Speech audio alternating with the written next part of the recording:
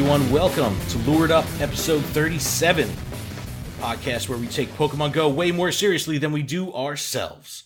Today is Sunday, June 24th, 2018. My name is Ken Pescator, joined by my two co-hosts, Adam Tuttle and Melissa Pescator. Say what's up, y'all. Holla! Hi, friend. Hey. Delayed reaction. Sorry, we're slow. Today's episode is going to be brought to you by patreon.com/GottaWatchEmAll. I want to give a huge shout out to all of our Lured Up supporter tier patrons, Keith, Matt, Brittany, Jessica, Terry, and new this week, M. Pitts from Meta Podcast Go, and Dave. Thank you so much, guys, for joining on the Lured Up supporter tier. Thank you, everyone, to all our patrons. And then a huge shout to Jacket K, who came in on the Discord tier. Absolutely awesome. This is so great. Thanks, it's guys. like, it's becoming such an awesome network and an awesome community. And I just want to give a little shout out to the internet channel on our Discord right now, because it took a very dark turn this afternoon. I don't know what you're talking about. And I feel like I know everyone a little bit better now. And I love you all even more now. So if you've never used Discord before, this would be a great introduction on how it all works, because between the different channels on our Discord, we have such different personality and different styles of communication. And I'm telling you, if you ever take a wrong turn and end up in the internet channel, it's bad. It's so bad. It was out of control today. We're sitting at dinner, we were eating. We went to a taco place. I had to drop the phone. We went to serve taco. Josh is sitting next to Melissa. She's like, I can't even respond to this right now. I don't want Josh to I had to see put the it." phone because Josh is sitting next to me at the table. I'm laughing. I'm literally laughing out loud, and he's going, "What?" And I just drop the phone on the table, and I just look at Ken, and I go, "Please respond to them and tell them I can't right now." I'm sitting on the opposite side. It was really funny, but dude, Terry Wolf had me pissing my pants. I was rolling. It was so good. But anyway, the Discord has been a lot of fun. $1 a month on our Patreon will get you into the Discord. We would appreciate it if everyone would check it out. We're going to be doing some exclusive Patreon content coming soon. We're going to do a little bit of a video series I'm going to start putting together for patrons only. I'm going to have a private YouTube playlist that only patrons will have access to. So once we get that going, we're going to have some good, cool, exclusive content just for the patrons, and $1 a month will get you access to that as well as the Discord. So, all right, we got a busy-ass show today. This has been So much stuff. Dude, this has been a crazy week, and, I recorded a bumper, of course, to the last episode saying, holy shit, guys, trading is out, this friendship system, Regice is here, all this madness is happening all at once, and we had just recorded the last episode, so now we've actually had some time behind the wheel, and we're going to talk about the friendship and trading system that's now live. And we're going to go into detail of each of the mechanics that go along with these systems. So with friendship, we're going to talk about leveling and gifting and the Alolan Eggs that they kind of surprised us with. And then with trading, there's a significant amount of rules. There's a lot of cost. And I also want to talk about an interesting thing that's happening in my community.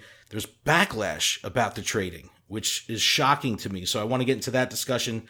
Niantic came back with their Developer Insight series. This is a great series if you're into hearing some of the nerdy behind-the-scenes stuff of why they make decisions and how they make decisions. We'll get into that. Nerds rule. And we have a great community discussion. One of our patrons, we have a suggested topic channel on our Discord, and one of our patrons brought up a great topic, and we'll get into that later in the show.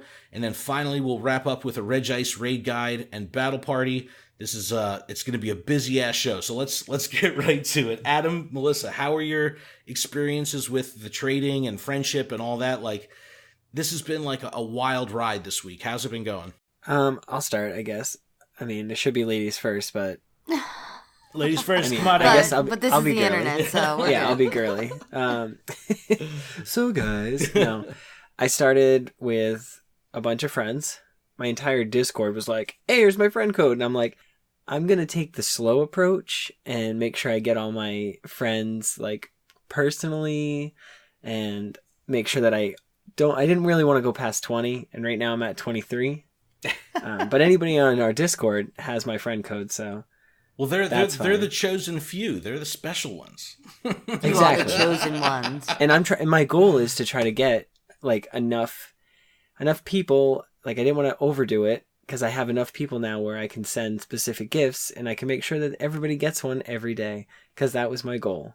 Aw, you're so thoughtful, Adam. Right? And so I don't want to have too many. Like, I can only spin so many stops a day. You are so thoughtful. Right? But you can only open up a certain amount of gifts. So, blah, blah, blah. And then I did one trade. And one trade was a Rattata, my Rattata, for their Staryu. And then we swapped, and they were just junk IVs. And they were still junk IVs. I was like, awesome. And then I got the pilot badge, and I was like, yes. Exactly. Oh, that's cool. Dude, I gotta say, the trade animation is mesmerizing and awesome. I haven't seen it yet. Because I haven't done a trade yet. Well, we'll get into it in a second when I talk about my experiences, because the other night I'm sitting in bed with Melissa and I'm like, yo, let's trade. She's like, fuck you. I'm like, what? She's like, I'm not trading with you. You ain't my friend. Like, it was so funny. I was just, like, so offended. And then she's like, no, I'm just kidding. Let's do it. And I'm like, no. So Melissa and I have not even traded yet because we're just busting each other's chops. Yeah, because he didn't wait to gift to me. That was it. When I got home, I had, I was done spinning stops for the day, and I had already given all the gifts out. That's right. That's what started it. And I was just like, what the fuck? You like, first you spend my Poke Coins, right? Yeah, which you still haven't replenished yet. And then you don't even wait to gift with me as your first gifter. Like, well, let's be honest, Melissa. I had to text Ken to be like, does Melissa know how to accept a gift? Because it's been sitting in her inbox for like a day and a half. I get Pokemon. Bro, and then when I finally, we finally sat down to, end our day, because I'll get into, how crazy our weekend has been. But it was 11:50 p.m. and I'm like, yo, you got to turn your game on now and collect your shit before midnight, because it's been sitting there all day and it's just, it's not doing anyone any good. And I didn't realize that, you need to, accept them right away and so that you can get new ones. I thought maybe they stacked. I had no idea. But we'll get into the mechanics of it. But I mean, it's, one thing that I found out with playing with Melissa is she plays with the sound on. I play with this game on mute, for a year and a half. This game is on mute. Awesome. You miss out. I know. The little animation sounds when the gifts open are so awesome. And I really love the postcard system. I think it's really cool that you can click on the postcard. The only complaint I have about it is I wish when you clicked on the postcard, it had a little stamp underneath exactly what state it was from. The thing is, it'll only have that if that information is tied to the Pokestop. So there's certain Pokestops that'll have very detailed information, description, location, city, state, and then others that don't have any of that geographic information. So it really depends on how the portal was submitted through Ingress and then carried over to Pokemon Go. But yeah, that would be awesome. If they had a flip book, it would be cool. You sent me a gift and it was from Chipotle. And I had just gotten Chipotle. I was like, how crazy is that? Well, I got, in one of the gifts that I got today, I got my first Alolan Egg as a gift today. And it was cool because as soon as I got it, I started incubating it. And I realized it says where it's from. And it said it was from Florida, which is cool because it made me happy. I was just like, oh, it's an Alolan Egg and it's from the Sunshine State. Yes. So I thought that was really cute. No, that's cool. I can't wait to see it. And then Ken goes, and it's going to be an ice Pokemon. I'm like, yeah. Yeah, I was accepting all of the gifts. And so, I was spinning a ton of stops yesterday because we were out at a half marathon thing in Portland, Maine. And so I was just racking up stops, hatching eggs. And I did not think to just, as soon as I hatched an egg, to open a gift, because I was just opening gifts and spinning stops all day. Basically, my box is at 1,987 stuff right now, which is insane because I haven't been able to get that many.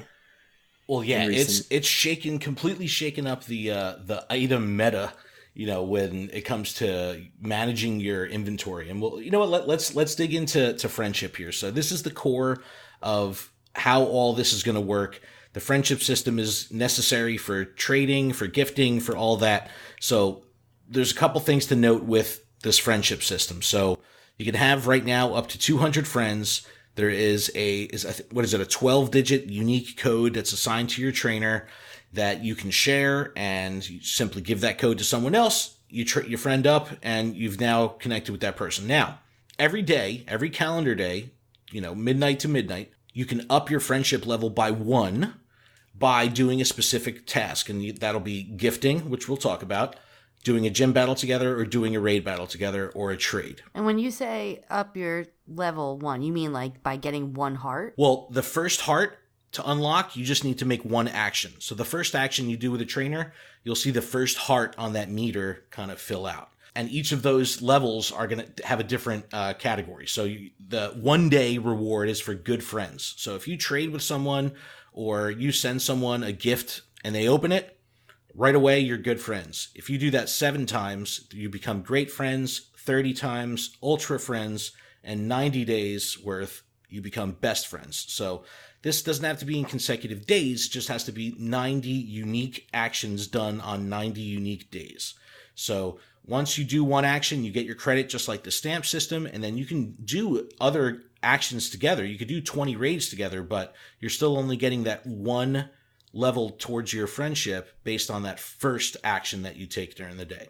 So pretty much if you have a partner or a consistent raider, you're going to, before you know it, we're going to have our friendship levels skyrocketing with our core group. And then you're going to have all these other benefits to so many different aspects of the game.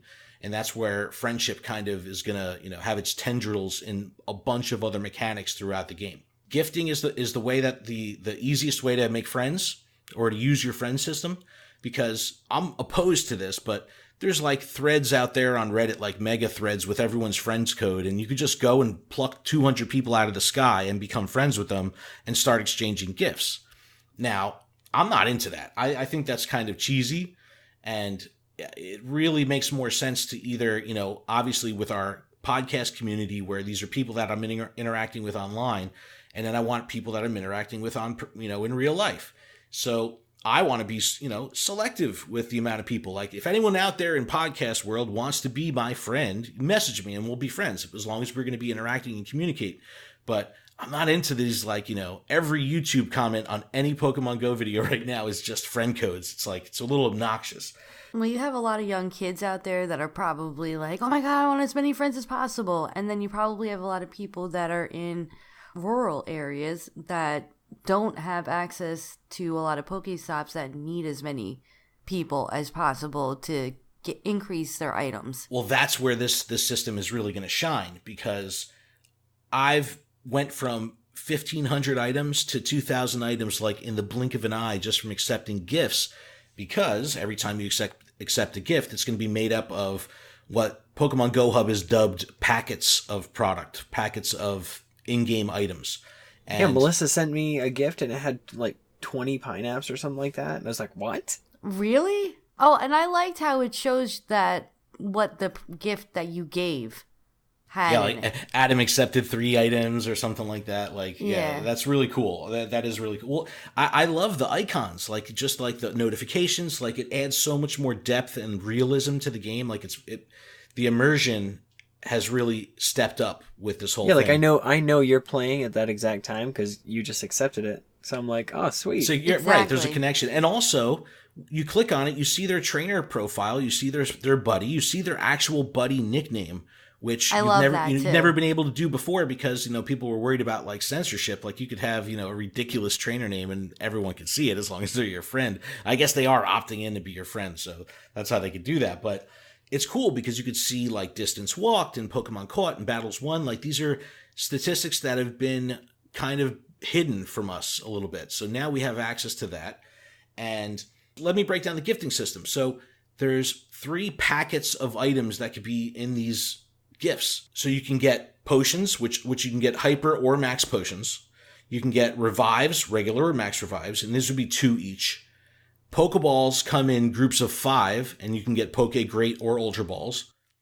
Pineapples are the only berry that's available, and they're available in groups of 10. So now you get 3 of these packets per gift. And the way it's revealed to you on screen, you're typically going to have 2 of the packets be the same. So that's why you would see 20 pineapples on screen at once, because you're getting 2 10 times packets, you know what I mean? And then you'll have the third item, which would be like the revives or 5 balls or even an evolution item. I haven't seen an evolution item yet, but from what I understand, you can get evolution items. Yeah. I don't need any of that shit. I wish there was a way to give included on in gifts so I could just get rid of my shit. Well, maybe this is how they introduce new evolution items. Just through gifting? Yeah. Is there any Alolan versions that use the evolution item now? You don't need it in game. Every way to get an Alolan is either just catch it in the wild and evolve it up. So there's nothing, there's all the evolution items that we have now are only useful for the Pokemon that we have. Like Gen 4 would bring on, like from the main series, there's a whole slew of new types of items, evolution items, deep sea scale, all that kind of stuff. So like all the stuff that we have available now is only for Gens 1 through 3. So there's nothing else that we could use these items for. We would need new evolution items if they wanted to keep that mechanic going. But I'm saying there's an Alolan rat, and he's from Gen 1. He doesn't use an evolution item. But right. It's still, you still use that's what I'm saying. Is candy. there any Alolan from no, those gens okay, I see what you're saying. No. Item? No, and I think there's like a dozen or so Gen 1 Pokemon that were made Alolan. And none of them use evolution items. But I can see what you're saying, like if there's a tie in there. Because of all these items that you're getting, it kind of makes sense, one, that they up the inventory count where you're allowing us our bag space to go up to 2,000. We thought like, oh, they're doing this for us right before Community Day. How thoughtful. It's like, nah, they were setting us up for this because now you're getting a shit ton of items.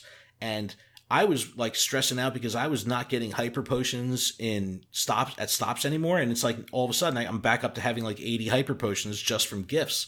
It's amazing. It's awesome. Well, now with all these Alolan Pokemon, I'm running out of space in my bag again, or my box for Pokemon. So I need an increase, Niantic. Hint, hint. Well, it's like, and then we ask for an increase, and then they charge us a freaking arm and a leg, 50. For 50 spaces, you got to pay 200 coins. 50 spaces is bullshit. I'm sorry. Like, honestly, like it should at least be 100. Make it worth my freaking while. All right, internet. Yeah, because it's $2. No, it's true. It's 200 coins. It's $2. So if you want to go up 100, you're spending $4. It's like, dude, here's $20 to upgrade my bag. Listen, but it's a free to play game, and if you're just holding on to coins like I am right now, waiting for that increase. Shit. I mean, please, Niantic, please, before the next Community Day, before Pokemon Go Fest, like, come on, we need this bag increase, because like you're gonna give us a crap ton of unknowns, you're gonna give us Torkoal, like you're giving us all these new Pokemon with shiny forms. Like, I can't carry all this stuff in my box. I came to the realization that I'm running a living dex, and I'm like, you know what? I'm just gonna get rid of everything, all the non-relevant meta Pokemon. It's like I'm just gonna have to get rid of them. Like I've got like 3 Starmies for no reason, and a bunch of Lickitung, and Tangelas that are not that great, but I've kept them. Like I'm gonna have to chop like 250 Pokemon that have been keepers in the past out of my box because I just need the space. I keep hitting that cap. It's annoying.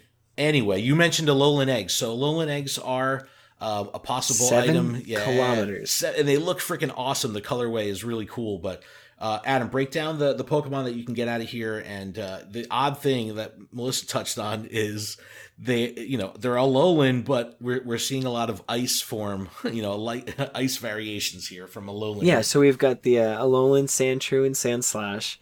We've got the Alolan Meowth and the Alolan Persian. Then we've got Alolan Vulpix and Ninetales. The best looking ones.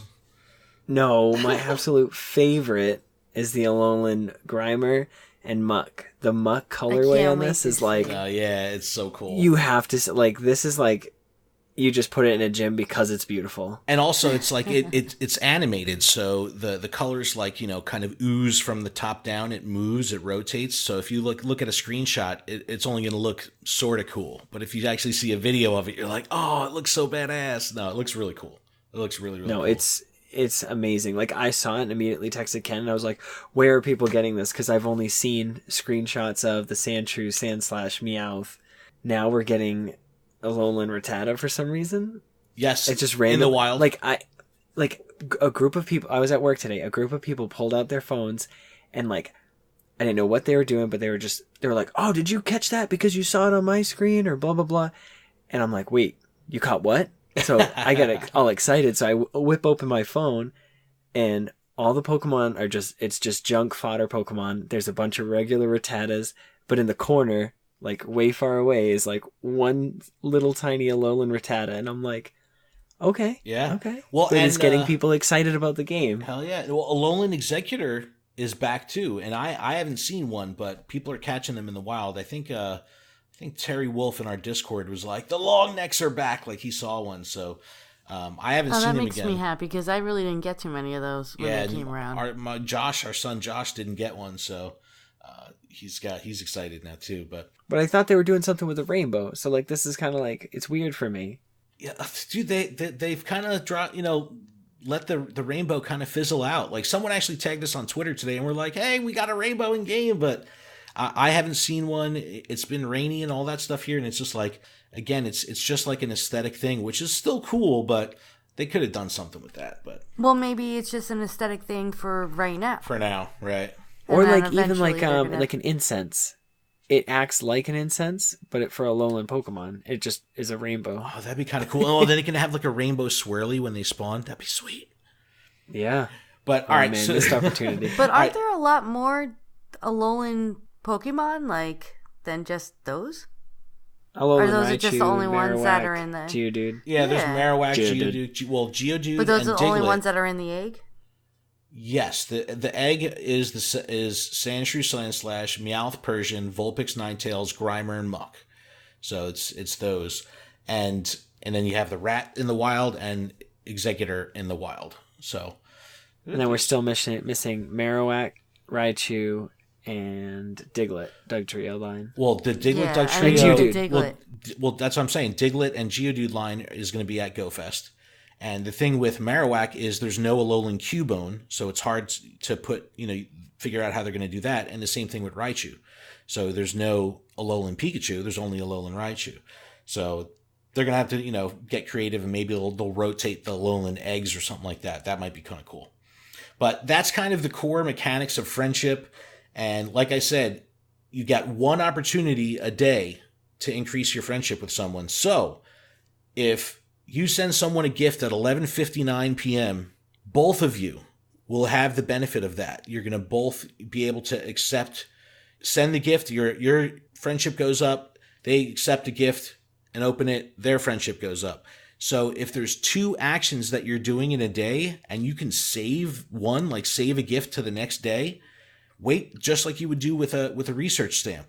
Save one, so that way the next day you can be confirmed that you're going to get that 1 point of friendship boost guaranteed. So there's a lot of management here that it's going to, you're going to have to figure out. And actually before the show, speaking of just having to manage extra shit with opening gifts and getting these Alolan eggs, you're only going to get these Alolan eggs if you have an open egg slot. So I got screwed because I was, not doing anything with incubators, and I had like 9 2K eggs just sitting there from the water event, and the Alolan eggs came out, and I was like, shit, I can't get any eggs. I got to get rid of all this stuff. And I hadn't bought incubators, and I was like, this sucks. I'm not buying, super incubators for full price. So I finally have cycled through everything, but you want to get into the habit where when an egg hatches, that's when you want to open your gifts. So that way, if you have the open slot, it'll just dump an Alolan in there, because if you don't pay attention, you can spin a regular stop and it's like, oh, you got a 5K. It's like, God damn it. Now you're not going to be able to, get your Alolans in there. So there is a lot of management that goes into it, but that's the core friendship. And the way friendship now applies to trading, which is a whole new system, is absolutely amazing. And they've done this in a way to balance the game and protect it from abuse. And that's what I mean with spoofers being able to do this at free will, and also people that would work in the black market with selling accounts or selling Pokemon. They've done stuff to make it very difficult. And let's get into trading now. This initially rolled out to level 40 players only. So, of course, the internet lost its shit. Yeah, everybody lost it. And I was laughing. I was having a blast. Because you're level 40 now, Adam. Well, no. I was level 39. I was level 39 with maybe 20, two legendary raids away from level 40, and I'm like, really? Come on, guys, really? But when raids first came out last GoFest, they rolled it out the same way. So it was it wasn't a big deal. And this moved so fast. Like they had such, for the most part, there was errors in game, but the servers were stable. So like within an hour, they started lowering it, the level 38 and then level 35 and then 30. And now it runs butter smooth, and it's, everyone back down to the minimum level 10. So you just have to hit level 10 to use it. But so now with trading, it's based around Stardust. And because of that, and because that there's a Stardust cost associated with it, it's going to be cutting out a significant amount of the black market right then and there, because people that want to buy Pokemon or buy trades may not be prepped to have Stardust that's going to be willing to lay it all out and buy a Pokemon trade from a third party. And because of that, it's kind of leveled the playing field. Now, let's kind of break it out here. You have to be friends. You have to be within 100 meters.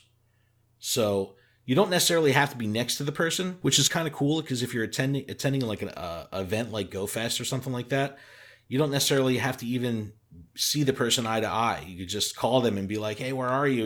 And initiate the trade. And as long as you're within 100 meters, you guys can connect. Trainer level 10, like I said, IVs are re-rolled on a trade. Adam, how do you feel about this? Like, I'm excited because I can receive your guys' Delibirds, and or like I'm gonna trade people for their Delibird and like pray that I get 100%, because I don't have one still, and it's like bothers me to the max. So there's, again, to limit spoofers that have teleported to perfect IV Pokemon and caught them, and they've been amassing this army of 100% Pokemon, so when trading comes out, they can, get rid of this stuff and sell it or whatever. IVs are re-rolled, so it's fucking worthless now. It's like Niantic was just like, oh, really? You think you guys are prepared for this? Screw you, it's getting re-rolled, and just wiped out and pissed a lot of the spoofing community off, because they were like, had been working so hard to amass these 100% so they could trade them off one day. So that leveled the playing field. Pokemon can only be traded once, so you can't do like this, in perpetuity back and forth every day, just trading and building up experience and levels. And you can't trade Mew. Or Mewtwo? Mewtwo you can trade, but not Mew. Or you can't trade mythicals. So, Celebi, whenever it comes out, like any mythical Pokemon, you can't trade. But other than that, it's wide open. Trades will reward candies, bonus candies, based on the distance between the trades where they were caught.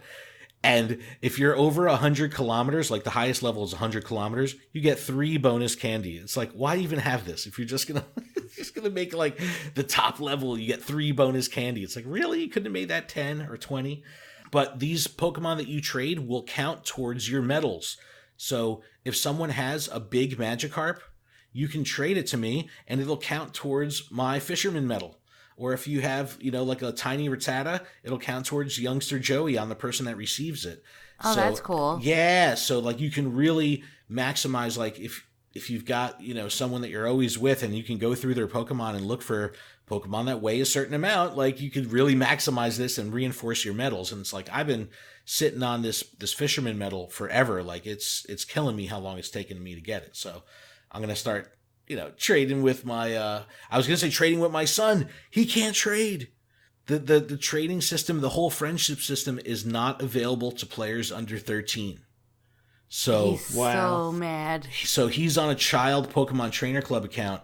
He can't even have friends. He can't even have friends. Now, in Niantic's initial tweet announcing this whole thing, they said, FYI, it's not going to be available to trainers under the age of 13 at launch. So they did say that it's just at launch.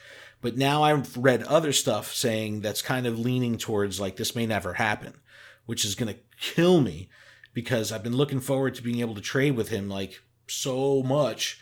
So I hope they get their shit together with that. Oh, he's gonna lose it if they never do it for him. Well, it's like if they don't do it, I'm gonna be like, dude, let's start a new account and I'll power level you and I'll go out and grind with you. You know what I mean? Like just to get them, caught up, because like that would totally freaking suck.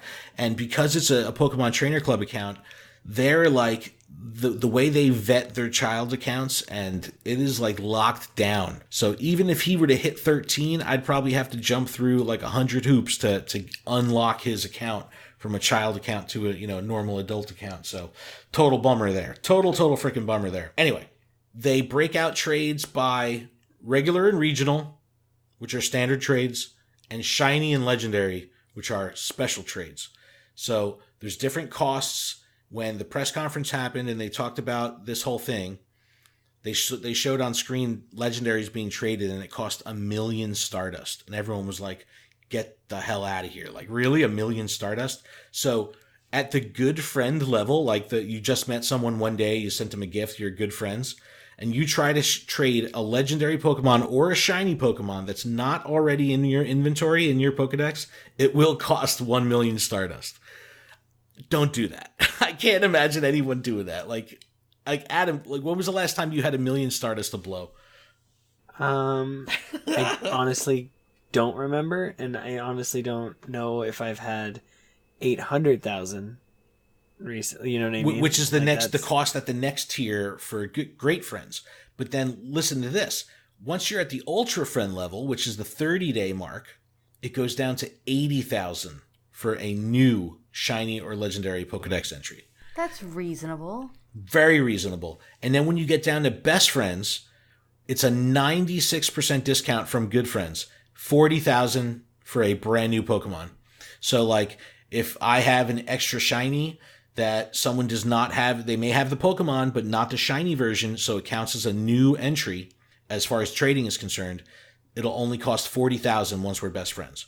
So there really is a long game here, and it really gives you incentive to build long-term friendships and get as many people to this best friend level as possible, because the trading cost is exceptionally cheap. Now, a standard trade, I want to trade you a Pidgey for a Pidgey, 100 Stardust, even if we're just, we're only good friends. 100 Stardust, no big deal.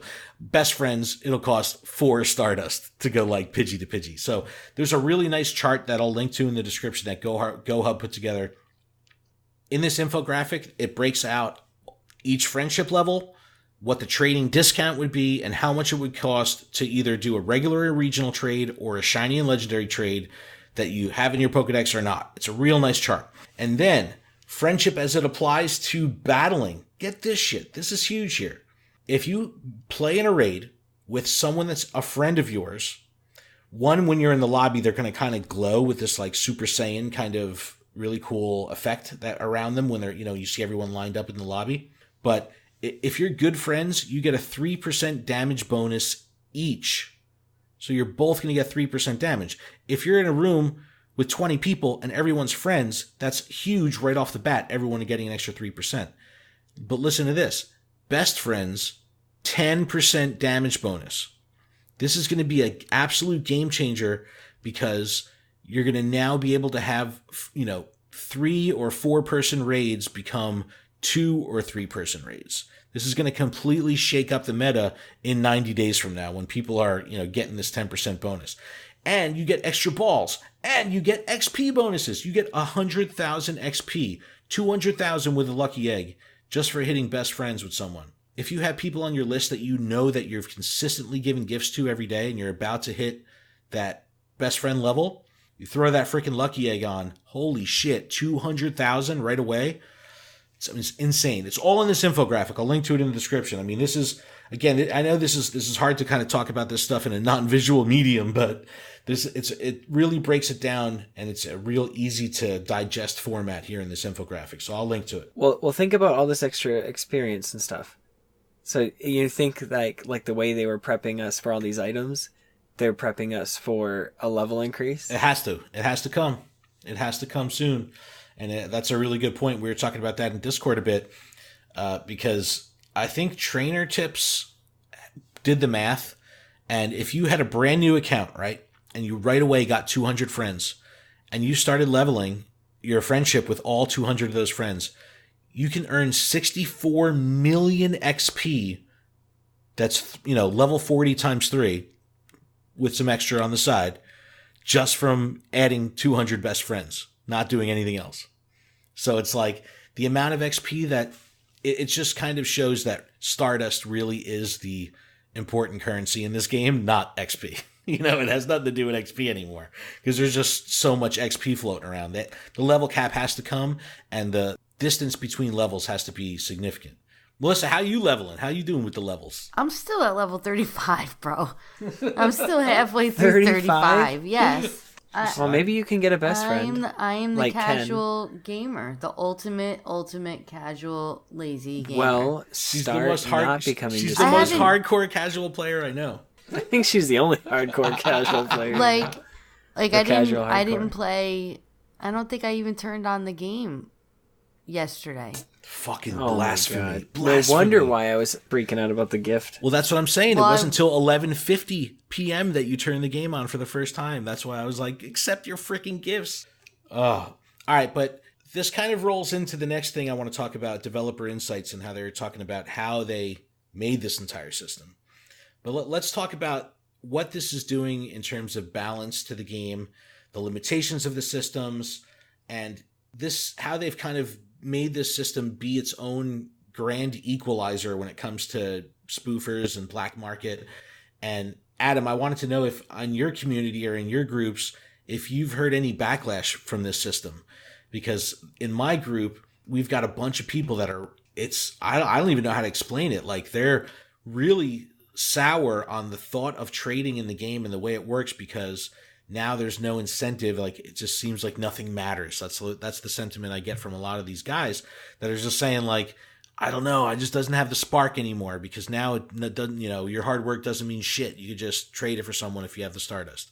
And it's like, I kind of get that, but it's significant in my area. Like Adam, how's it been by you? Anyone like not feeling it? Not that I'm aware of. I mean, I've looked through my chats and like nobody's mad. Yeah, it's weird, man. Even in my main group, Raiders of the Lost Carp, we're the big raid group. We got 200 something people on the Discord, and we've prevented people from posting their friend codes because we didn't want to make it into this whole kind of hoopla of just like, come on, is this going to be another grinding method, to gain XP and exploit this stuff. And we said, if you want to be friends with someone in this group, you're going to have to meet them in person. Take the conversation offline or do it the right way, like Niantic intended, and meet them in person. So we're trying to like maintain integrity when it comes to this kind of thing. And I think that's where a lot of the core players are kind of sour on the whole trading thing because it's not true because the Pokemon are getting re-rolled. The IVs are getting re-rolled. So it's not like the main series where you could trade a perfect Pokemon and the person gets it. It's a weird ass dynamic going on right now, and it's like I'm all for it. I think they're being fucking babies. Oh shit! Shut up. They need to shut up and stop it. I was trying to like convince them. You waited so long for trading. What I said. Like, don't be mad that the IVs get re-rolled. Like, is that what they're mad about?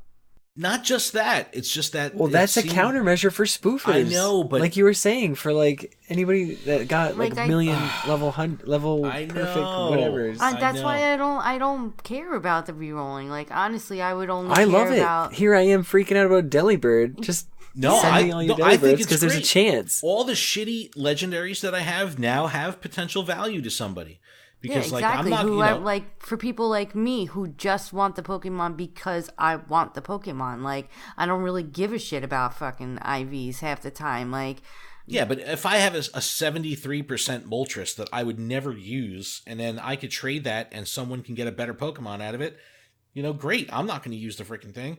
And as you level up higher, and as your friendship levels up, we're going to have to play this by ear with how the range of IV changing and stat changing CP differences will narrow or widen as we level our friendship up. We're not going to, this research here and this development of all this stuff is going to, we're not going to really know the whole system probably until 90 days in. So it's going to be interesting to watch this because we're learning as we go here, but it would be cool that once you're best friends with someone, the chance of like maybe it'll be a very narrow window of change of IV or something like that. I don't know how they're going to do it, but they've definitely equalized the playing field for better or worse when it comes to trading Pokemon and, you know, the whole gifting thing. Like, I just think that I'm happy about it. Me too. I love the gifting thing. It's like, it just makes me happy. I love getting gifts and I love giving gifts, and like, it's just the animations. It's just fun. All of it is just fun. Yeah, I got to turn the sound on so I can hear it. It's just fun. It makes me happy. And when you turn on the game and you get those little notifications and your friend's picture pops up and they're like, this person sent you a gift, or this person wants to be your friend. I'm like, oh, yay. It's Look personal. At this is, yeah, exactly. And it's cool because you see their avatar's face. So it's like, you know, you kind of understand their personality a little bit based on how they have their avatar looking. You know, it's kind of cool. I can't wait to do a trade so I can see what the graphics look like that. Well, like, I'll trade you a Pidgey. You'll see. We'll see. All right, I want to get into these developer insights. You know, we were talking about the balancing and how this has had a significant effect on spoofers and, you know, all that shit. Like, it's really leveled the playing field. So the developers, they've done this maybe 2 or 3 times before, where they put out this nice long form essay style post on their blog, going into detail from the developers, you know, right from the developers, of why they made certain decisions, how they made certain decisions, and you get this behind the scenes thing. Now, my request is that all of our fans give their attention to this developer insight series. So there was a page on their blog, I'll link to it in the description, and there's a bunch of social media posts. It's important that we visit these sites and we interact with these posts on social media to show Niantic that we give a shit about learning this stuff, because we got to show that we really care about this stuff so they continue to do it, because we learn a lot from it. And most of the time, this is our only way to get confirmation and understanding of what type of logic they're using when they're making decisions. And that's really important for, you know, someone like me who covers the game to understand. But, you know, this is where we get a lot of our insights. So if we interact with this stuff on social media and online, they're going to see those numbers and they say, hey, these did well for us. Let's continue to do it. I think they're good for the community. But it was some really nice insight into why they did this. And they even call out the spoofers and say, look, we're leveling the black market is a concern. You know, they talk about this stuff. So they're not afraid to, like, really give us reasoning for why they do things. So if you get a chance, check out the developer insights, give it a thumbs up or a like on their social media. Just let them know you're reading it, because I would love to see this series continue every time there's a significant update in the game. All right, I want to get into this community discussion. One of our patrons goes by Thunderspark7, brought up a great topic in our Discord. I want to talk about it. This is what it says. It says, I'd love to hear a topic about hardcore players' work-life pogo balance. I'm a dad of 2 young kids and a husband to a wife who doesn't play. So I sometimes catch, I'm in the same boat. So I catch crap occasionally. So I'm always in shock of those that work 40 plus hours and still have enough Stardust to max out so many Pokemon. Like, what do I need to be doing differently? LOL. Adam, Ken, Melissa, if you had to guess, how many hours per week do you play the game when you aren't adulting? Great question. So Thunderspark, this is actually a really good topic, and I have a great counter argument to the situation that you're in, same as Adam, where you have a wife who doesn't play, right? Now, obviously, Melissa's my wife. She plays the game, but we beef over Pokemon Go probably more than anything else in our entire life, because I wish I was fighting about that. Those fights sound dreamy. No, let me give you. I'm gonna give you guys a quick behind the curtain with my week. I'm a rinse repeat guy, so I pretty much live the same freaking Groundhog Day week every week, week in, week out. So I work like 55 hours. I commute 10 hours a week. So just with working 65 hours, I'm out, right? Now, I'm Go Plussing when I'm in the car. I have an hour commute each way. So I'm Go Plussing the whole time. And if I take a lunch break, I'm playing. So I do squeeze in some gameplay during those times. But there's 3 days a week where I'm working like 10, 12 hours a day. So like the whole raid window is shot for me. So I can't even raid if I want, because I leave when the sun comes up, and I'm home when the sun's down. But the key to this, and I know Jersey J is going to agree with me here, if you want to be able to play and juggle all this shit, you straight up just have to sacrifice sleep. That's the only way to do it. And I get so mad at him for doing it. There's no other way I could do it. So I have to set my freaking alarm for 5 a.m. every day. So when I would normally leave at 7, 8 o'clock for work, I'm leaving the house 5:30, 6 o'clock, hitting up Red Bank and restocking and getting my shit in that way. I'm not doing raids because there's no one up and at it, but we were trying to get a morning, the morning raids in. It was very short lived. People weren't into it, but that's the only time I could really get dedicated time because I don't want to interfere with my family life. So I'm not doing it while my family is awake per se. I'm trying to do it in downtime. Okay. But now here's where the fighting comes in. Here's where the beef comes in. So what ends up happening is every other waking minute of the day, I got the fucking game on. You know what I mean? And it's like, no matter literally, what. He's got the game on all the fucking time. Like, it's out of control. Like, I had to remind him today, when our food actually is here in front of us, no game. No, like, that's fair because you actually let me play up until the food came. So it was it's fucking brutal. Like, compromise. Like, but even last night, I went to a wedding, so I didn't play at all. And when I came home, he said, I knew I was going to need to sleep in a little bit. And he leans over and he whispers to me, "Hey, do you mind if I get up at like 5 o'clock to go to Red Bank?" And I just look at him. I'm like, "Oh my God, yeah, fine." He's like, "It's before Josh gets up." I'm like, "Oh my God, go." Because he knows I'll lose my mind if it's just Pokemon. Usually, but I'm pretty good. Sundays I usually let us play. Yeah, no. Sunday is the day. Oh, and just to add to that story, which actually worked out great, I went at 5 a.m. I restocked, and then when I got home before Josh woke up, and when he woke up, we went and got breakfast in Red Bank. So oh my God! Oh my God! So I got to go again. It was great. But no, honestly, Thunderspark for me, man, it's like, and also this between this podcast and the Gotta Watch Them All podcast and the website and all this other shit, I'm doing 20 hours a week for sure on this brand. So on top of work, on top of the commute, on top of family, I got 20 hours of the show. You got to sacrifice sleep. And I know Jersey J, he always says he's a madman. He'll set his alarm for like 3:30 in the morning. And he's like up and out of that 4, so that way he could restock for an hour. By the time he's done restocking, raids are starting. And now he's soloing level 3 raids by himself at freaking 5:30 in the morning.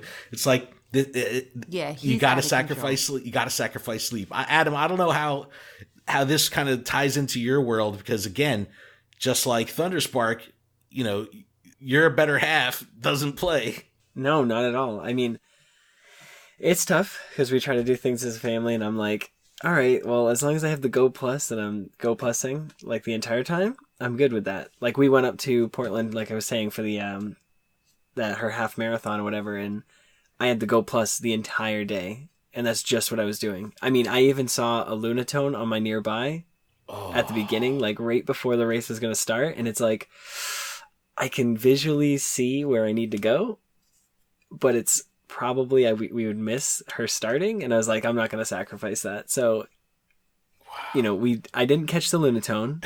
I still don't have a Lunatone. Oh yeah, I forgot they're out. Yeah, they rotated. That's right. So I haven't even seen one yet. Me either. But I was able to get an entire box full just spinning stops the entire day. Well, that's the thing. Once you're in the mindset of the Go Plus, you can really crank and grind with it. So it's I'd say the Go Plus has been the only thing that's kept me like relevant in the game, because I mean, I adult, and I go to work or whatever, but as long as I have the Go Plus, like, I can still catch things. On my breaks, I open up the game, I take like walks around the building, and that way here I'm getting kilometers in. There's a lot of people throughout my day that are like, "What's that sound?" They're like, "What's that sound?" I lose my mind when he comes home from work and he comes in from work and he puts his keys and wallet and the Go Plus down on the counter, and then he walks away. Yeah, and I can hear it. It's like, and I gotta like look and find like, where did he put it down in the house. Oh, but yeah, the Go Plus is number one. Like, if you want to have Stardust, because I mean, I spend my Stardust as fast as I get it. So my Stardust, like, at some point today was at like 300. I'm sorry, Jersey J. Wow, 300? That's wait, just 300. I caught 100% Venonat and I'm powering it up. Don't judge me. Oh my god, Adam. I just recently broke 1,000,000 Stardust and I'm like the happiest girl ever and I don't want to touch it. Yeah, but Adam, you're not even going to be able to trade. You need Stardust to trade. Yes, but I'm going to wait till I'm best friends and then my Delibirds will cost 4 Stardust. I'm okay with that. Oh my god! But, I'll trade you a Delibird for a Delibird. I gotta say, in regards to Melissa's playing habits, she has been more dedicated to the game recently than she has been. Where even today, I took Josh out during the day. We went to the Cape May Zoo down in South Jersey. It was freaking awesome. And I Go Plus the whole day. It was so hot I couldn't even play with my phone out because my phone was overheating. So I had to just Go Plus the whole day, which was great. But when I called her up before I get back, I'm like, hey, you want to get some food and maybe get a couple raids in? She's like, hell yeah, let's do it. I was like, oh shit, that was easy. Well, that's because I wanted to spin stops and stuff because I really wanted to try the new system out because I didn't turn the game on at all yesterday. Yeah, you didn't have gifts. On Friday when it came out, I really didn't have an opportunity to mess around or play with it. So today was really... to get me a gift? I know, I understand.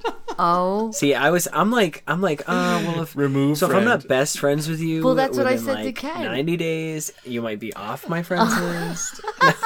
Are you going full-blown internet on me? What's your name, Reversal? No, oh boy. Hey, welcome. Reversal. Remember, Reversal Talk stays in the internet channel on Discord. I'm sorry. Don't even get her started on his latest contest. Reversal's been pouring fuel all over his feet, and Melissa's like chasing him with a match. It's the best thing ever. But that lives in the Discord. That's another. We're already 54 minutes into this recording, so we got. All right. Don't we have another email? We've got 2 emails. We got 2 emails this week. Thunderspark, thanks so much for writing it. This is a great topic, and I would say in life the biggest challenge is balancing Pokemon Go versus everything else, and that's because I'm completely and utterly obsessed. So, I am the obsessed, so I can't escape it. It's bad, but hey, man. Thunderspark, I will make sure that I send you a gift every day. There you go.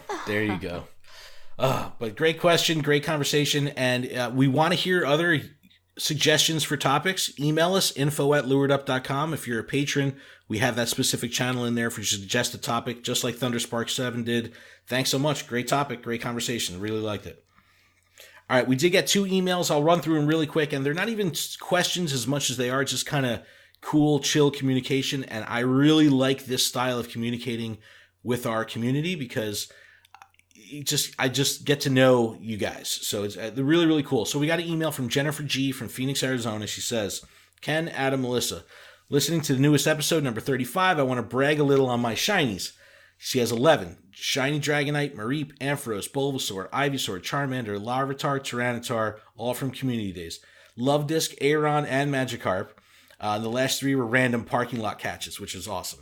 That's dope. Go back to those parking lots. Tinfoil had it up. I recently just caught another Whalmer at one of the same place that I normally catch shinies. Yeah, it's disgusting. It's disgusting. And it actually has like good defense stats. So I'm sweet. Yo, shout to Shermanator, caught a shiny whale too. Anyway, all right, my brother and I play. We're more than casuals, but not really hardcore. We play every day, though, and have since it started. My brother just got his first shiny over the weekend during Community Day. Hope that makes Melissa feel a little better. I love the podcast. I really enjoy how all 3 of you interact and bounce off each other. I've been a Pokemon fan from the beginning and love it. My favorite Pokemon is Vulpix. Sorry for the rambling email. Look forward to future episodes. Jennifer. Thank you so much, Jennifer. I love communications like this. I just love hearing other people's takes, and especially how Melissa somehow gets worked into all this stuff because everyone's either trying to get her fired up or trying to calm her down. It's the funniest thing. It's like, I love that shit. Absolutely hilarious. So Jennifer, my question for her brother is, why does he only have 1 shiny? Oh, Adam. Yeah, like, why did he not go? Did your brother not go with you to your Community Days? What's up with that? Yeah, you got to get. That's what I'm hung up on. Yeah, you got to get your brother July 8th. Have him come with you on Community Day. Get them Squirtles. And if you got mad shinies, you better be trading with him or you're not a good sister. We better be best friends. So, too. I love the Alolan. Yeah, Vulpix is pretty sweet looking. Brock. All right, next email. I got 100% Ninetales. Next email is from Pidgeygrabba. Picture grab up. It says, hello, Ken and company. I'm so bummed we're not going to be meeting at GoFest. I guess Pidgegrab is not coming to GoFest. That stinks. What? It says, I'm glad to be friends with people in my raid community and trading and other bonuses. But man, I'm so happy to get this bad boy and name it Ken or Internet or whatever. So I sent him a gift, and there was an Alolan egg in it, which he sent a screenshot back of him incubating. And he says, Red Bank is always brought up for your restocking runs, and I'll always think of you guys. Pidgegrabba. So the egg is from Red Bank. That's awesome. And because he can see that while he's incubating, it's just like what Melissa was saying. It's just a cool little personalization, a nice little thing. It's like, oh shit, Red Bank, And once people start traveling and really, Melissa's got the Floridian egg incubating right now. That's cool as shit. That's cool that you can see that. And it's also cool because I was in Portland. I live in New Hampshire, and so I was sending gifts from Maine to everybody yesterday. Nice, yeah. That were from Maine. So, I don't know. It's just cool because, like, you kind of are, like, with me while I'm sending you. I don't know. It just shows that somebody's traveling around. Like, it's nice. Yeah. It is. Two things I didn't mention with the gifts. Right now, the maximum amount of gifts you can have in your inventory right now is 5. So you can only hold 5 gifts at a time. They don't take up space in your inventory, but when you get those gifts, send them out, because otherwise you're just going to be, spinning stops and not getting any additional gifts. So you get those 5, send them out. Now, counterpoint to that, you can only open 20 gifts a day. So you can send out, as far as we know, you can send out as many as you want, but you can only open 20. So again, maximize the usage of the friendship meter. So if you're raiding with people or something that day and they send you a gift, don't open that gift that day. Save it for a day you're not raiding with them, because you're only, again, getting that 1 point. All right, let me get back to this. Bunch of miscellaneous news before we get into our, we're going to do a Regice. And why does everyone call it Regice? I know, I get Regigigas and Registeel, but this is a 2-syllable Pokemon. I mean, Adam, do you say Regice? Regice, okay, yeah. Okay, because Regice. Melissa, you see Regice too, right? It's, I don't know. I don't even Regice. It's Regice, guys. Regice. No, but everyone throws the extra syllable in there. Reggie, because there's Registeel and Regigigas, but this is just I just want to call it Reggie Rice. It's Reggie. Reggie Rice? Reggie Rice. Reggie Rice. Where's the R, Melissa? I'm adding the R, just like everyone else is The adding internet added the R. Reggie Rice. Miscellaneous news that happened. Someone on Reddit posted a gym that has not changed control for 365 days. What? So I'll put the link in the description. Someone posted it up. There's one person in a gym. And now the gym rework happened on June 22nd, 2017. And they took this screenshot June 24th, 2018. So there is a chance that somewhere in the world there's a longer defender by up to 2 days. But other than that, this is what we know as the longest defender in the freaking game. It is crazy, and it's just one Pokemon. I don't know where this freaking gym is. What Pokemon is it? I think it's like a Porygon. Yeah, Porygon 2. And it's 365 days defended. Absolutely bonkers. Totally weird. That's hilarious. They announced some Community Day 7 details. This is going to be Squirtle. This is Sunday, July 8th. And we're getting the glasses, right? Oh man, I wish we were getting the Squirtle Squad glasses. I know the guys at Pokemon GO Radio have been campaigning super hard, and there was a couple people that picked up on it, and we're talking about it. But yeah, Squirtle Squad would be absolutely awesome. GoHub did a conceptual thing with it too, so man, Squirtle Squad would be awesome. But I'm sure it'll just be shiny Squirtle, just shiny, like I'm complaining. But they did announce it's going to be quarter egg hatching distance. This is going to be awesome for the 7K Alolans. Again, it's only during the 3-hour window, but if you're putting some kilometers in, this will be a good opportunity to cycle through those eggs. 3-hour lures, of course, and then they haven't announced the exclusive move yet. But we do know it's going to be quarter egg hatching distance. We do know it's Squirtle. We do know 3-hour lures. So more details on that to come. There was a ban wave that went out targeting bots, which is fantastic. These are the things that actually do more damage to the game than spoofers. I mean, spoofers suck because they're humans and they're just terrible, rotten people. This ban wave was targeted at bots. Now, there was some spoofers that got swept up in this, but this was mainly for bots that are going to be from map sites or data scraping sites, things like that. So this is a win for the servers of Pokemon Go, because this is the stuff that really damages. A spoofer is one person doing one action and one thing, where a botting thing, if there's a botting ring, one person could be running 200 to 500 accounts. So you have, a spoofer who's one person, one account, putting that much load on the server versus someone running a botting ring with a couple hundred accounts. That's a significant amount of load on the server, that's only coming from one person. So targeting went after that. Thank goodness. I'm all for it whenever they do anything, hashtag clean Pokemon Go. There was a raid boss shakeup that went along with the latest update. Leak Duck put together a nice infographic. Tier 1 still Magikarp, Ammonite, Kabuto, and Whalmer, so all 4 Tier 1 raids are shiny eligible. Tier 2, Electabuzz, Sudowoodo, Manectric, and Mawile, so again, Mawile still shiny.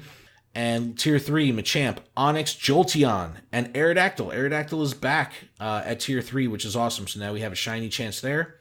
And Tier 4, you have Golem, Rhydon, Tyranitar, Aggron, and Absol, so not much change here. And then again, Tier 5 is Regice. So whenever they roll out new events, there's always a raid boss shakeup.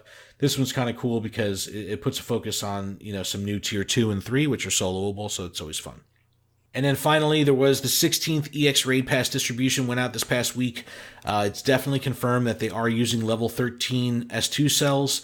This is going to be for June 27th and 28th. Both Melissa and I got passes. Adam, did you get a pass? I got one for the 27th as well. Yay. Awesome. That's also Melissa's birthday. It sure is. Birthday Mewtwo's. Yes, birthday Mewtwo's, which is it awesome. Better be a good one. When the miscellaneous news section has a whole show's worth of news that we just kind of run down like this, it's been a busy freaking week. This has been awesome. It's just freaking awesome. All right, let's get into this battle party. Ooh, ooh, battle party. Ooh, ooh. All right, Tier 5 Legendary Raid Boss, Regice. It's a pure Ice type, single type, 41,777 CP. 100% catch. These are the important numbers you want to remember. 1764 for level 20 and 2205 for boosted. Now, again, this is only going to be boosted in snowy weather, so this is probably going to be the most rare Ice type boosted thing because it's summer in a lot of places here, so you're not going to see any in the States. Yeah, only boosted in snow. It's weak to fire, rock, fighting, and steel. The moves it has access to are Rock Smash and Frost Breath, charge moves, Focus Blast, Blizzard, Earthquake. So, there's a bunch of weird combinations with movesets that this thing can have as a boss. The Frost Breath Blizzard, that's when your fire types are really going to do super well because they're going to be resistant to the ice damage. Earthquake is super effective against fire, so you do have to be careful with that. And the most dangerous moveset from a DPS perspective is going to be Rock Smash Earthquake, which is fighting quick move and ground charge move. So that's the most dangerous. But best counters, fire. Just use fire against this thing, kill it with fire. Entei with Fire Spin Overheat, Moltres with Fire Spin Overheat. This is a good opportunity to use Charizard with Fire Spin Blast Burn, so you have a Community Day Pokemon that you could use. And then good old Flareon, if you have like a Mawile killer that you have Flareon you've been building up, Fire Spin Overheat on that. Now, if you're using Entei, you got to look out for Earthquake. You know what I mean? Because this thing is going to get wrecked by Earthquake. If you're using Moltres, it's going to be taking reduced damage from Earthquake or Focus Blast even. So there's a lot of diversity here of movesets. So if you've got a scouting party or you can bring someone into the raid early to see who it's recommending and then make your decisions based on that, that's probably the best thing to do. Ho-Oh with the weirdest moveset ever. Steel Wing and Fire Blast. Like, GoHub recommended that this is a good counter. I don't know anyone that has a Steel Wing Fire Blast Ho-Oh on purpose, but if you do, or you have some TMs to burn and you want to use... Hey, don't talk about me that way. I made 3 of them. Oh, you have 3 Steel Wing Fire Blast Ho-Ohs? I may have used some TMs. Oh my god. Oh my god. But all right, well, hey, if you have the TMs to use, you might as well, because the good thing about it is, even though Ho is not going to get the stab from steel, it'll still get the effective damage. So it will be an effective moveset. It's just outside of this battle, you're not going to be able to do shit with it. And then Machamp is always going to do well, counter and dynamic punch, but fact of the matter is it's not going to be good with resistance like the fire types would be. And then if you want to just use another Community Day Pokemon, Tyranitar with Smackdown and Stone Edge would be effective. Just look out for Focus Blast because it'll get wrecked by Focus Blast. Sunny weather will boost fire types. Cloudy weather will boost fighting types. But if you're fighting this thing in the sun and you're using fire attackers, it's going to be pretty easy. GoHub is saying that you could do it with 4. I tried it with 5 the other day, and there were some trainers in their level 20s, and with 5 we were still able to get it down. It's a very defensive Pokemon, so you can cut through it, but you're going to need some tanky Pokemon, or you're going to end up spending a lot of potions and revives because you're going to be wiping if you don't have the right Pokemon. But now, how come, I have a question, when we battled him today, all my suggestions were Lugia? Maybe it was the Earthquake moveset, and it was just taking into resistance. That's got to be it. That's good. Survivability. Yeah, probably because it's just a tanky Pokemon. Again, that's what I'm saying. It's like you want Pokemon that are going to last and not necessarily, when I think with the game, with recommended, it's not just looking at DPS, it's looking at the big picture. So if the damage over time, DOT, if the DOT is necessarily higher ranked than the DPS, then it may throw that Pokemon in there. So that's probably what it did. Because it gave me, my entire battle party was all my Lugias, 1 Ho-Oh, and I didn't even go through my first one. Like, he didn't even knock out my first Lugia. Well, we also had our whole raid group there. We had 19. Was there really 19? Yeah. It was. I thought it was 12. It was awesome. We were hungry, and we were like, hey, let's go eat, and maybe we'll catch a raid. And our entire group happened to be like less than a half a mile from the restaurant we were going to. So we were like pulled over. We double parked on the side of the road, and it was on a drawbridge. That's where the gym was, on an actual drawbridge right on the ocean. Beautiful, beautiful scenery. We double parked the car, ran up onto the bridge. We had a whole group of trainers on the middle of the bridge doing the raid. Did the raid, jumped in the car, went to the restaurant. It was awesome. But all right, so we've got fire. I mean, even when I've got a good Machamp, so I mean, I'm going to bring him, but this is what I'm bringing. I don't want to do any duplicates, so I've got a very strong Entei with 15 attack. I've got Moltres with 15 attack. I don't necessarily have a good Charizard, but I want to bring one just for the fact that I want to use the Blast Burn Charizard from Community Day.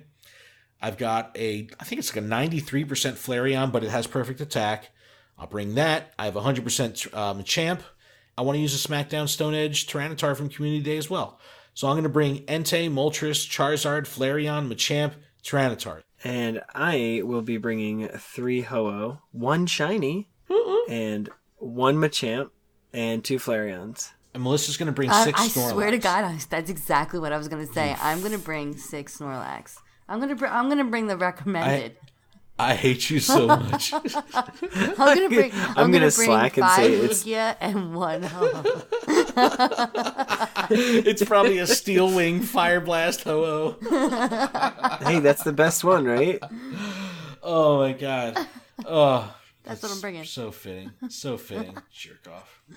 Anyway, what? So that's pretty much a show. Holy shit, man. There was a lot of stuff here. I hope it all makes sense. There's so much going on, and we're going to be learning of this stuff over time. As friendship levels increase, we're going to get this stuff, we're going to be dealing with this stuff. So I'm sure this stuff will over time develop, and we'll get a better understanding of exactly what's going on. But I'm sure the system will be tweaked. Like, there's a lot of little things that I think it could benefit from, and I don't want to be in the, the nitpicker, or if we only had this, but there are some little quality of life things I think would make a big difference, like being able to sort your friends list by friendship level or location, or knowing whether or not you sent a gift without having to click into the person's name. Oh yeah, that's super annoying. That would be very, very helpful. And they already have the icon of the little gift, and if you have one, when you click into the person, you'll see the icon. It'll be grayed out, or it'll be grayed out with an arrow showing you've already sent one that they haven't accepted. Like, they just need to move that to the main friends list screen, so that way you don't have to click into it. So the stuff is there. Yeah, I don't necessarily need to see the fact that you caught a Weedle. I like that, actually. Well, Adam said in the Discord, he's like, "Oh, I like it. I can make fun of Ken now." Yeah, catch that Weedle, because I kept catching Weedles. I had like 9 Weedles, like 9 out of 12 Pokemon caught were Weedle. It was so fun. Or I just accepted a friend request from somebody that apparently hasn't been playing the game, because they still have caught the one Alolan Rattata, and that's it. It like hasn't changed, and it's been a full 24 hours. That's like me. It's just the last one they caught. That like if you're friends with me, then that's what you're gonna see. Yeah, she shuts the game off the second she turns it on. She catches one thing, sends a gift, and then I turn it off. Doesn't open any. Hey, I would imagine that there's millions of players that do just that with this game, where just like if they're playing Words with Friends or Clash of Clans or like if I'm in the bathroom, if I'm walking to the bathroom, I'm turning the game on. And I know at least I got 30, 40 seconds so I can at least catch one Pokemon in that time. You gotta get that. Oh, and Jersey J did officially dub it the Shitter Shiny. So now this is going to be a thing. I need to know if any of our listeners, next time you're taking a shit, bust out the game, you're going to catch a shiny. I'm telling you. Well, that's because after Jersey Jay caught his, 3, and then I caught Melissa my Magikarp, finally, my shiny Magikarp in the bathroom. Shitter shinies, I'm telling you. It's the greatest thing I've ever heard. So funny. But guys, that's pretty much a show. I'm exhausted. It's a lot of shit. I'm so tired. You guys got anything else? Anything else you want to rant about? Melissa, not reversal? Oh, don't start. No. There's a lot I can go on about, but I'll save it. Wait, if but you reversal. guys want to hear some good rants, just join the Discord. Join in the fun because I can't even handle the Discord. I'm sorry. I know I always say check back and there's like 40 messages unread. That's what I was gonna do. I know I always say, hey, it's the end of the show, and then I keep going. But look, this is the funniest shit. So all this stuff is going, like, again, when I said that the internet channel took a dark turn today, so all this stuff started happening really quick, right? It was just about the time that, like, Jacket K came in, and then he comes in, like, his introduction to the channel is this ridiculous conversation that we're having, and he's like, wait a second, I thought this was a channel to get Melissa riled up, and it's like, she's not ranting at all, this is just weird. And then I had to explain to him, well, it actually started as a rant, and this is the way that it turned into, this is what it has turned into. It turned into amazing emojis from Terry Wolf that, like, tell a story. Oh my god, the funniest emojis, shit. I can't, please, I can't. Oh, and then it's so fun. Terminator comes in, she's like, you fucking guys, really? It's so funny. So good. All right, everyone, that was the show. Thanks so much. Check out everything that we do over at gottawatchemall.com. Actually, you can go to luredup.com. That'll work too. Email us at info@luredup.com and leave us a review in iTunes. That would greatly help us out. And yeah, that's pretty much it. I can be found at ProudGamerTweet. Adam, where can they find you? You can find me at PhoenixBack4Fire. And Melissa? You can find me in the Discord. The Discord. On the internet. The Discord. It's so funny. It's so fun. I love Discord so much. I love seeing all the different channels light up. It really brightens my day. I love the community. Thank you guys. Yeah. Thank you guys. It's so fun. It's so fun. It's so fun. I love you guys. It's so fun. Oh my god. Oh, fuck. All right, guys. Everyone, we'll see you all next week. Enjoy. It's Make some trades. Bye-bye.